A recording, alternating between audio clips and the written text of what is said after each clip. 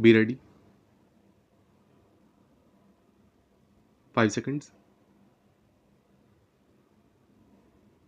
Start. Sir, now I come to the last 2 points.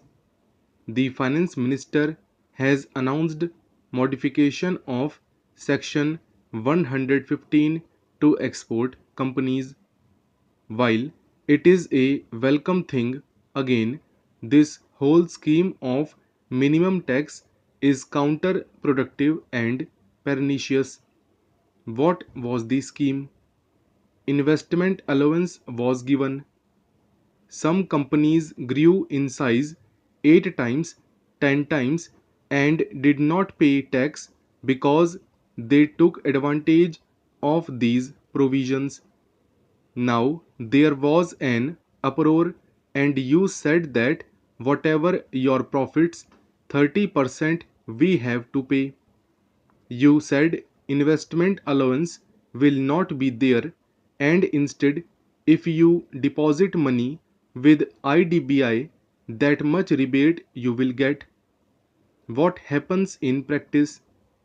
The Indian companies, the efficient companies, the growing companies are companies which are hit. Who has got spare money to put with the IDBI?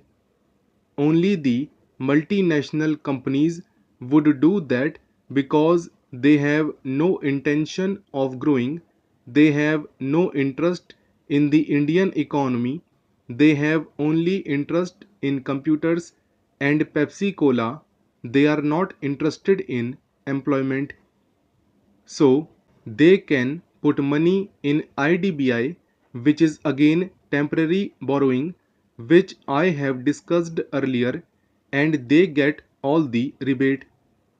An Indian company is committed to India, committed to employment growth, it is put to disadvantage. The provision of investment allowance under section 115, the finance minister has reconsidered only for export companies. I submit that the entire scheme of section 115 should be scrapped and investment allowance should be restored to what was there for so many years. It has stood the test of the time. This idea was companies stand to lose and the foreign companies stand to gain. This is no use. You must have a total relook at this scheme. I want to say two more things. The finance bill has got a lot of provisions which are supposed to be novel, like uniform accounting. Some bureaucrats from somewhere has come out. What is uniform accounting here? It means that everybody must have the same accounting year. It makes no sense in a time when computerization is there, in a time when each tax assessee is given a code number and cross checking can be done.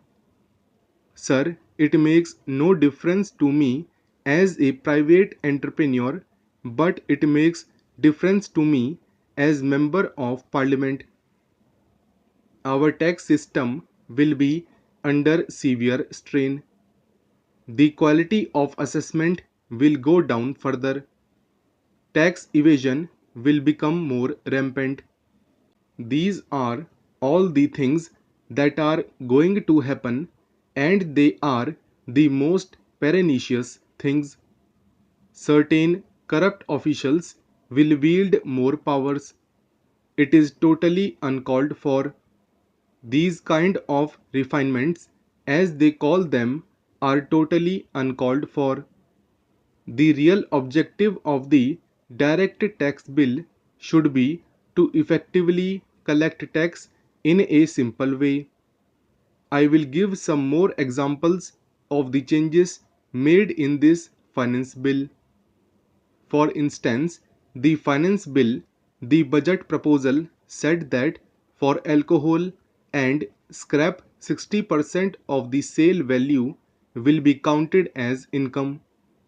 After a lot of noise, the finance minister has been kind enough to bring it down to 35% or 40%, but I want to know why alcohol.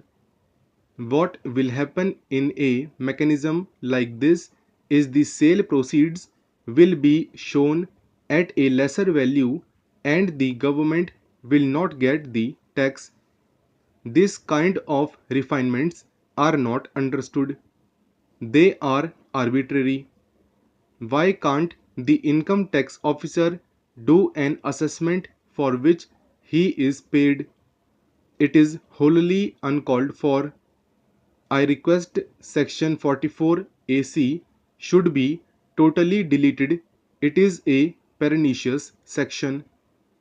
Finally, I come to a point of search, seizure and raids, popularly called raids and enforcement machinery.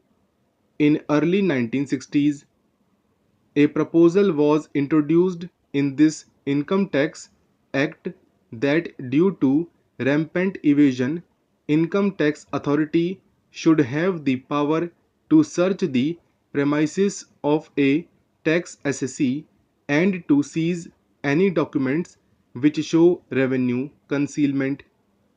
Sir, I would like to know from the Finance Minister the total amount spent on searches and seizures in the last 27 years and the total revenue, if any, the government was able to get as a result of these searches and seizures. Every time we read about some big business houses or monopoly houses being not good, and when a monopoly house was raided, it becomes a big news. That is only done sometime to have sensational news for public. But what do we see today? One day we read in the paper the name is given that Mr. So and so has been raided and so much concealment of income has been found. By this we have successfully destroyed his reputation, whatever he had in the social circles.